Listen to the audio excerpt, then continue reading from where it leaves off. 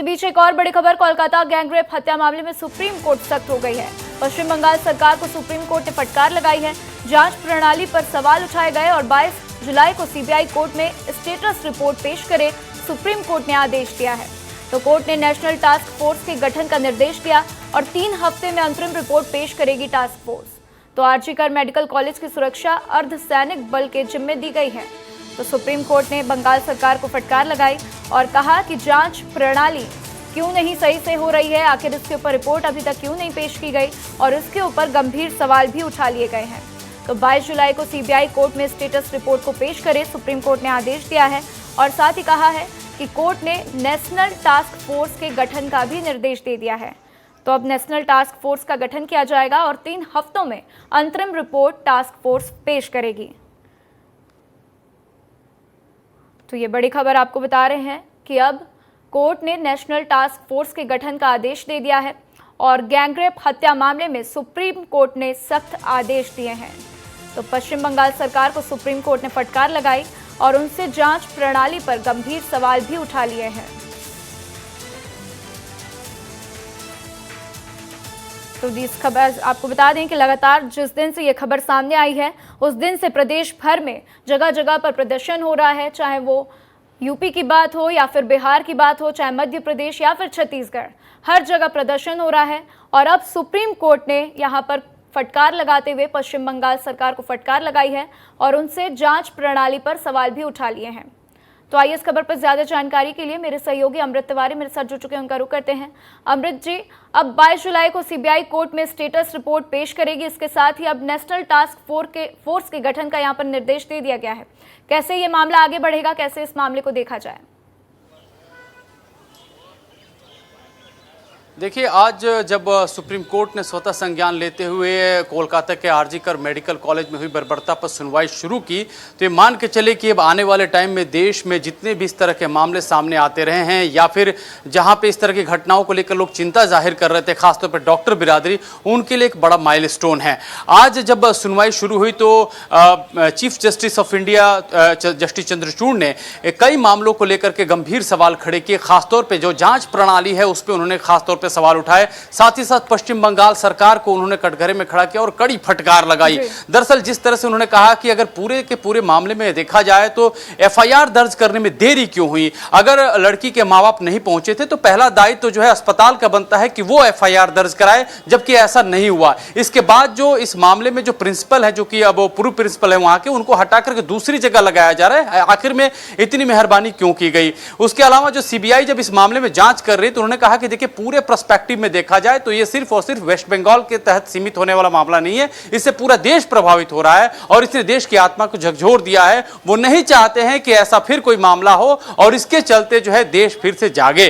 तो ऐसी स्थिति में है कि सीबीआई जो अपनी स्टेटस रिपोर्ट है वो 22 तारीख को पेश करे और इसके अलावा उन्होंने निर्देश दिया है कि एक नेशनल टास्क फोर्स का गठन किया जाए और इसके लिए उन्होंने बाकायदा सदस्यों के नामों का ऐलान भी कर दिया, घोषणा भी कर दी है और इसमें जो सदस्य हैं वो मेडिकल फील्ड से जुड़े हुए हैं और इसके अलावा पूर्व जो सचिव हैं, जो गृह और सुरक्षा से जुड़े हुए हैं, उनको इसमें जो है शामिल रखा गया है। आपको बता दें कि इस जो एनटीएफ है वो अपनी रिपोर्ट, उसको एक टाइमलाइन दी गई है जो कि 3 हफ्ते के भीतर अपनी रिपोर्ट जो है वो कोर्ट के समक्ष पेश करेगी। और इसके साथ ही चीफ जस्टिस ने देश भर में जो प्रदर्शन कर रहे डॉक्टर हैं उनसे काम पे लौटने के लिए कहा है। वो कहा है कि देखिए, इस पूरे मामले में कोई हाई कोर्ट वगैरह की जो है इंटरवेंशन नहीं रहेगी, अब वो डायरेक्ट इस मामले में सुप्रीम कोर्ट है वो देख रेख करेगी। और ये उन्होंने ठीक है, रिपोर्ट तो पेश करने के लिए कोर्ट ने कह दिया है, कहा है कि 22 तारीख तक आप रिपोर्ट पेश कर दीजिए।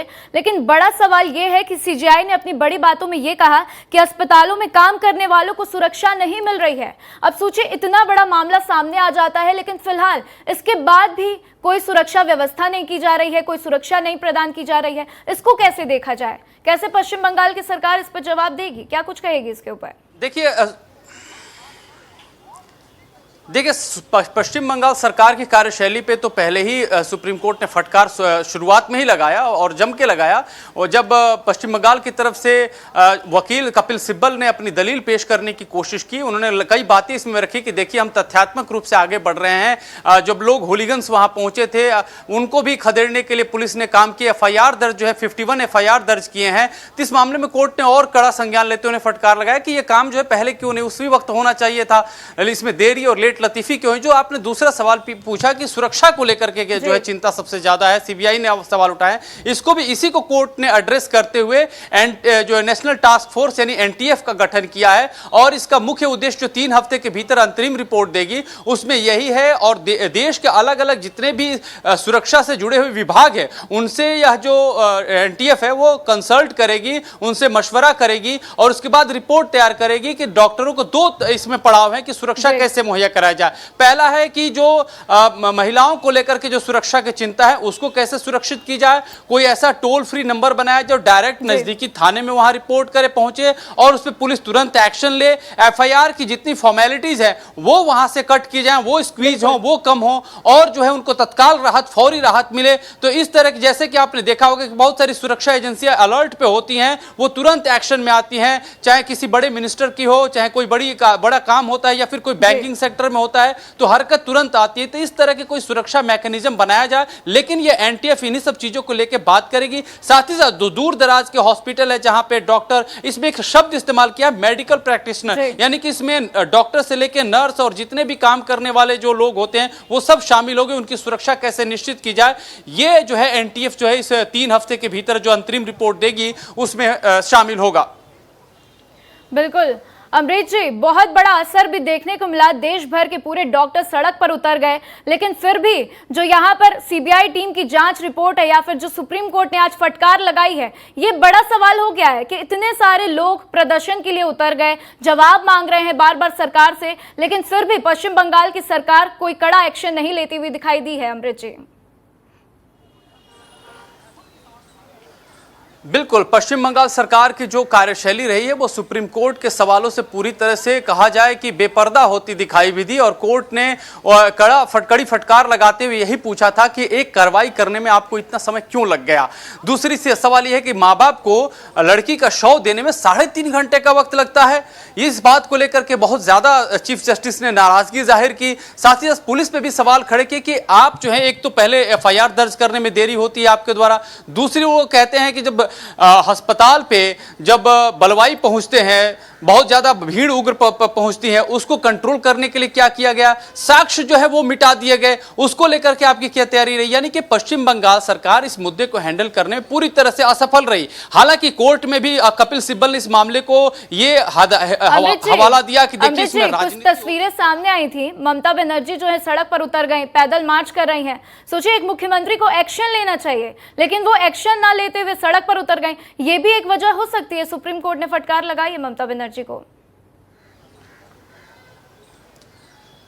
जी बिल्कुल, आप एक्शन लीजिए, अभिनय मत कीजिए। एक्शन की दरकार है। आप अगर किसी पद पे बैठते हैं तो जो बड़ा पद होता है बड़ी जिम्मेदारियों के साथ आता है, उसकी ड्यूटीज बड़ी होती हैं, वो काम आपको करने चाहिए। बतौर मुख्यमंत्री आपको एक्शन में होना चाहिए। डीजीपी हैं, आपको एक्शन में होना चाहिए। डीजीपी से भी सवाल एक याद आई बात कि कोर्ट में यह भी उठा, सॉलिसिटर जनरल ने यह कहा कोलकाता के जो पुलिस के प्रमुख हैं कि उन्हें तो पहले हटाया जाए, उन्हें हटा के किसी दूसरे को लाया जाए। और यही एक रास्ता है जहां से पश्चिम बंगाल के भीतर भी लॉ एंड ऑर्डर को जल्दी से जल्दी ठीक किया जा सके। यानी कि सवाल न सिर्फ आरजीकर मेडिकल कॉलेज को लेकर के है बल्कि पश्चिम बंगाल की प्रशासनिक जो व्यवस्था है और उनका जो एक्शन टेकन के जो एक माहौल है वो पूरी तरह से उसके ऊपर सवाल जो है खड़े हुए हैं। यानी कि जो आप कह रहे हैं पश्चिम बंगाल के मुख्यमंत्री, वहां की व्यवस्था, वो सारी की सारी सुप्रीम कोर्ट के आज रडार पे थी और सुप्रीम कोर्ट ने उनके कड़ी मजम्मत करते हुए उनको कड़ी फटकार लगाई है।